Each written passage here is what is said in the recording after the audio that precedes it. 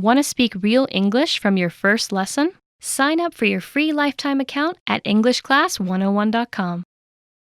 There are many reasons someone might decide to learn a new language. There are students who study because they are fascinated by the culture. Other learners might want to reconnect with their family history. Yet others might be motivated by the benefits of learning a new skill. Whatever the reason for learning the language, there is one common goal shared by many learners: travel abroad. Who isn't excited about traveling abroad and experiencing another culture in the context of a new language? This is a huge dream for many language learners. Many learners see travel as the ultimate way of learning a language. While we can't say that travel is bad for your studies, it is important to recognize that visiting a foreign country is not the one-way ticket to fluency many people think it is. In this video, we'll look at the pros and cons of learning language at home and abroad. First, an unexpected obstacle when studying abroad. There's a common obstacle that's especially true for native English speakers traveling abroad. Many people you meet will want to try to speak to you in your native language once they realize you're a foreigner. There are several reasons for this. The first is out of practicality. As much as you would like to order your meal, buy a bus ticket, or confirm your hotel reservation in the native language to practice, the locals in the tourist industry are likely to respond in English or another more commonly used language. This is because they have a job to do, and they don't necessarily want to take the time to figure out what you're trying to tell them in their native language. So while you're traveling abroad, be prepared to hear a lot of commonly used languages, like English, especially when sightseeing and participating in tours. Another reason for all the English speaking is that locals will often jump at the chance to practice their English.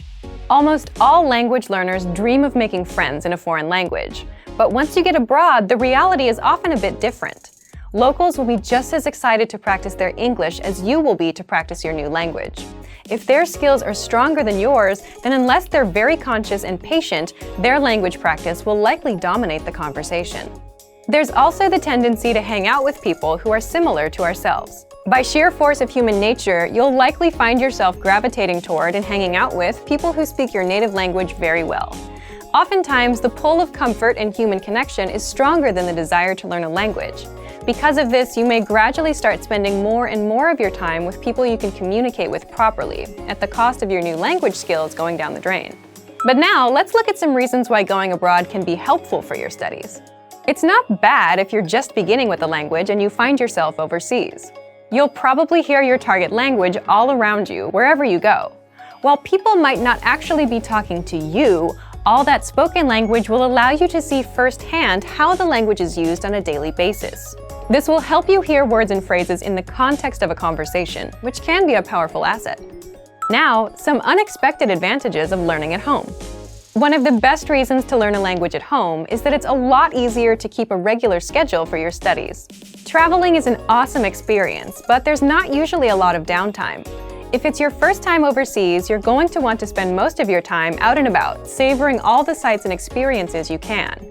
When at home, things are more evenly paced and normal. It's this consistency that allows you to practice on a regular basis and constantly push your limits in the language.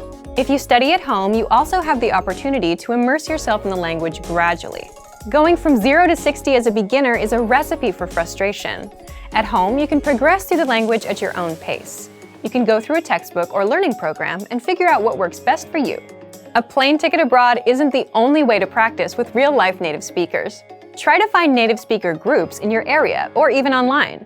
There are many resources available for people wanting to learn a new language and talk to others to practice. If you're learning a new language, traveling abroad is an awesome experience for sure.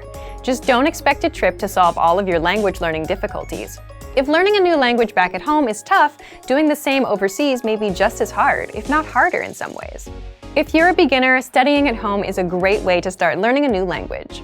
There are some benefits to it that most learners don't even think about. Whether you're headed overseas or studying at home, for even more ways to learn a new language, check out our complete language learning program. Sign up for your free lifetime account by clicking on the link in the description. Get tons of resources to have you speaking in your target language. And if you enjoyed these tips, hit the like button, share the video with anyone who's trying to learn a new language, and subscribe to our channel. We release new videos every week. I'll see you next time. Bye! Want to speed up your language learning? Take your very first lesson with us. You'll start speaking in minutes and master real conversations. Sign up for your free lifetime account. Just click the link in the description.